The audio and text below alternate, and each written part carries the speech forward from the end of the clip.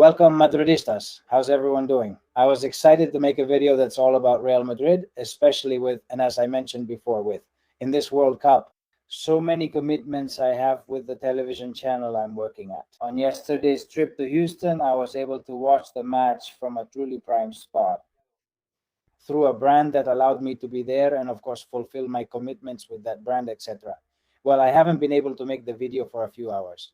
I recommend you watch the latest one, by the way, which is the compilation of everything I experienced yesterday in Houston, that Cristiano's historic match, which really caught my attention. These kinds of videos, even though a lot of people ask me for them, like make more videos like those out on the street, going to one place, going to another, more than these kinds of videos, which I do make, well, sitting here relaxed, talking through everything, well, then it's curious.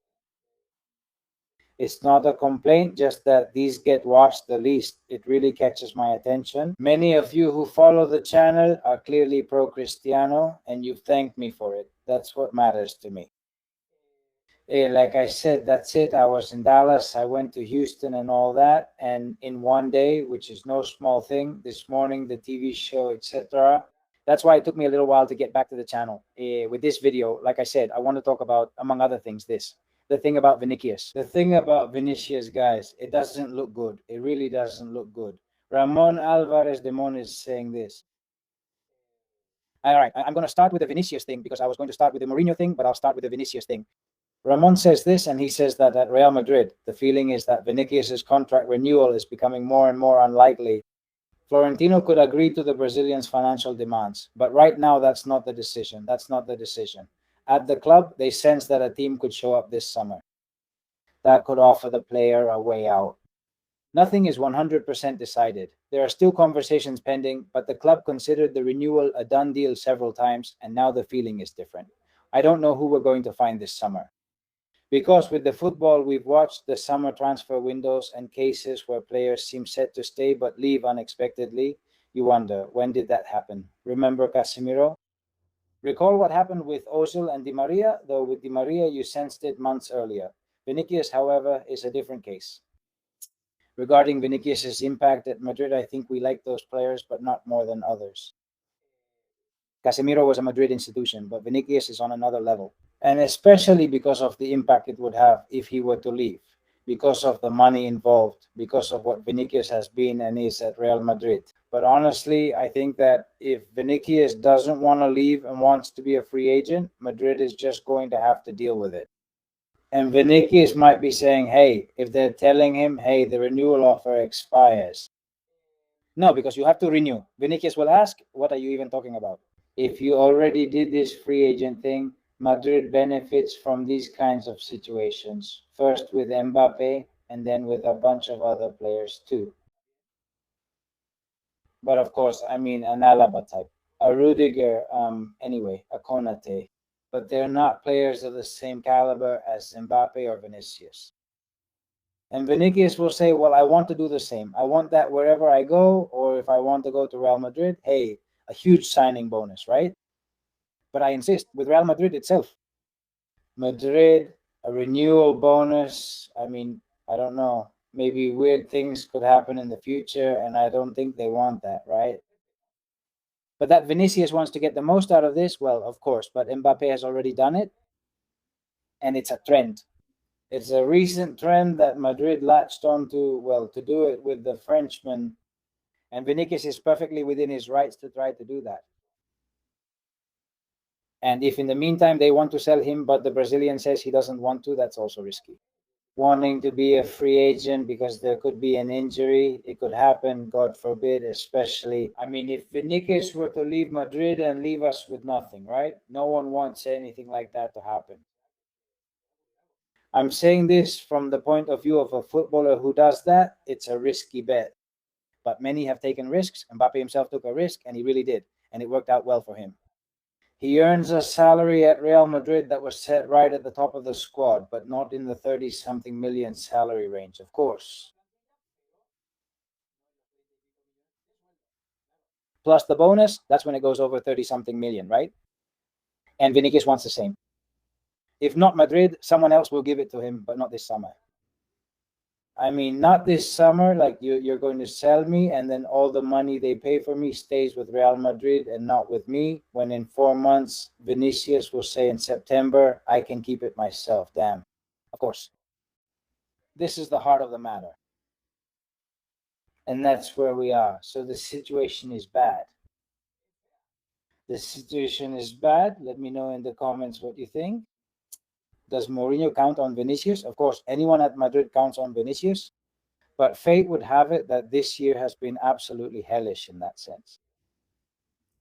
Well, Mourinho appeared, Mourinho's first words as Real Madrid's coach, and they could have chosen a more updated image, right?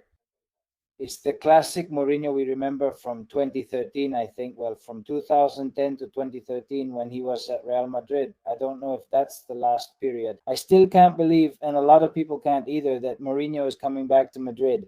And we don't really grasp what that means because we're caught up in the World Cup and all that. Some people might say they've already realized it and don't care about the World Cup. Congratulations to them. But sometimes I just think, wow, Mourinho at Madrid again. And it remains, it's shocking. Well, he said the following in Vanity Fair Portugal. Portugal, I won't deny that I love Real Madrid. That's why I'm coming back. But I don't hold any resentment toward Barcelona. I just enjoy playing against them because in football, you enjoy yourself when you're playing against the best. Mourinho told Vanity Fair Portugal, the best push you to be better. He is also returning to Madrid in a situation much like when he first arrived. Um, with a locker room needing revitalization, players needing to be pushed, and a Barca, though not as strong as before, that has already won 2 straight league titles and so on. He says, I love playing those matches. Well, in this case, coaching them, right? I didn't watch them, I played them, and I was fascinated by them. But even after so many years, how many times have I run into people on the street saying that the world would stop for those matches? And it's not like that anymore, he says. He's making sure it's like that again because of the media impact, right? People don't watch the classics like they used to. The world used to stop. It wasn't just about Real Madrid and Barcelona, not even just about Spain, right?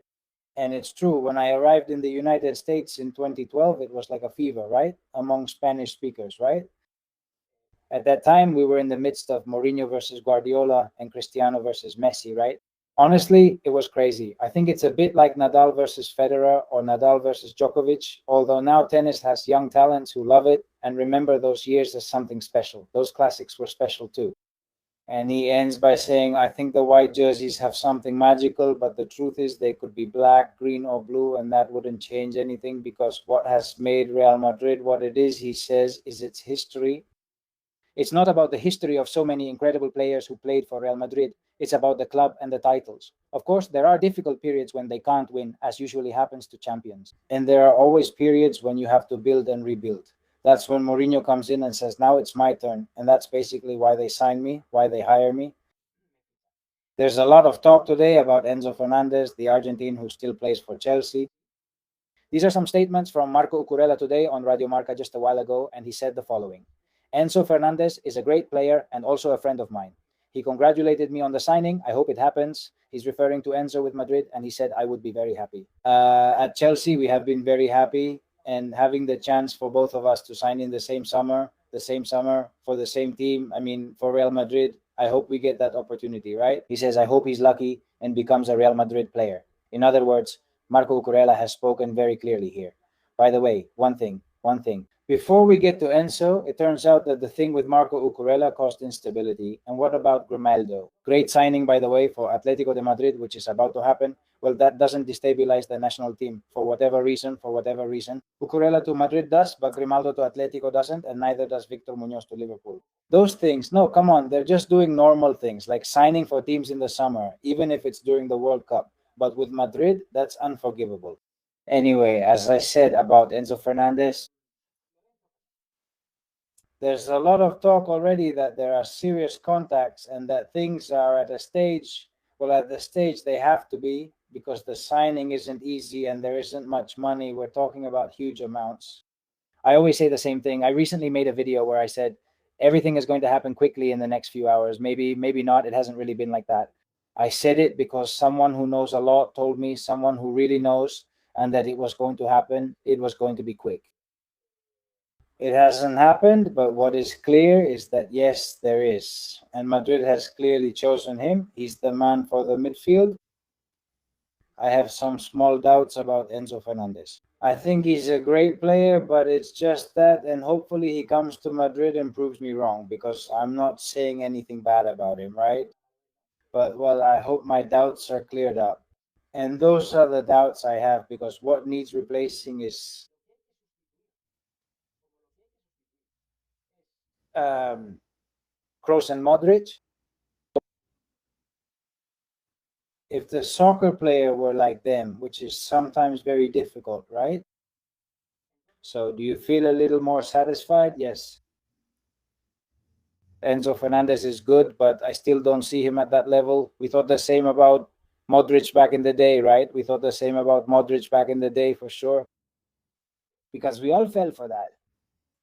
From Barcelona, they said some real nonsense about Modric and all that. They even called Modric a second-rate signing. How was it? They called him a second-rate signing or something like that. I don't know if, guys, you can see me a little bit. My image is freezing or something. Sorry about that. Because this acts up every now and then. I don't know why. I hope you can hear me well and see me well.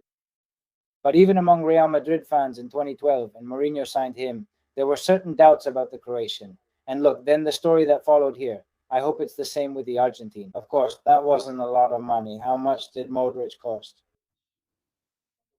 I don't want to mess up now, but it was, well, anyway. It was 40, 50, 60 million. Just look at what that guy has given us in the history of Real Madrid. In Enzo's case, we're starting from 120 million euros. Chelsea won't want less because they already paid that much for the kid. And of course, not just because he's a player we think is good and we see him playing with Argentina and with Chelsea. Wow, he's a great midfielder. It's just that the price works against him here. For the fans' consideration of him being the man, and he will be. A couple of things about why, and we'll get back to the World Cup. This thing about Jude Bellingham. Because look, a lot has been said, and look, I don't think I'll be able to play the audio of something about Cristiano. I'll talk about it in the next video, something about Cristiano. But in the last few hours, a lot of inaccuracies have been said about certain things. About Cristiano, like I said, since we can't listen to the audio now, the audio that the streamer here, the one I used to make the videos, told me we can't listen to. For whatever reason, I say we'll do it in the next one. This thing about Bellingham, because they're saying, why didn't they show the red card to Bellingham for covering his mouth in the match against Ghana when he did this with an opponent? Careful when you see this, and with what happened with Miguel Almiron. Sorry, I'm not sure I should share this. I'm a bit out of it. You see this, but not what happened with Miguel Almiron. You saw what happened with the Paraguayan. I thought, just like I said before, they won't send off a star. That was my first thought. I didn't watch England versus Ghana. But it's true that there are different situations, and apparently that's what the rule says. I think it's nonsense, because the law is already there. Honestly, I think it's nonsense. Thank you. Besides, the rule is a bit ambiguous. It depends on the referee's interpretation. It says players who cover their mouths when confronting an opponent may be penalized with a red card. Therefore, this conversation is left to the interpretation of the referees. But I have the following question, and it is, if here the Ghanaian footballer, when he says this to Bellingham, has more malice, he gestures to the referee and Bellingham saying, he just said something to me. Okay, or well, just by saying that he insulted him. Just by saying, look, he's covering his mouth, pretending like they're arguing. It doesn't matter what he might have said. They send Bellingham off. They send him off, but here they got along. It's good that there's an interpretation of the rule, because otherwise, well, you're going to get surreal situations. But it's true that the other day, between the Paraguayan, between Miguel Almiron and the Turkish player, they weren't saying nice things to each other, and the Turkish player quickly pointed at the other. It depends on the other person. If they want to mess with the one covering their mouth, since it's an instinctive gesture that footballers will need to change. If not, they'll have these problems. But here, there was a good vibe. The referee interprets, and the guy from Ghana never approaches the referee. That's it. Not even here could VAR say, look, he covered his mouth. because there's that interpretative part of whether it's done in one context or another. But anyway, that's why a lot of people have started talking about, well, they're favoring the star here, and this is going to happen, and this is going to happen. But this isn't the best example.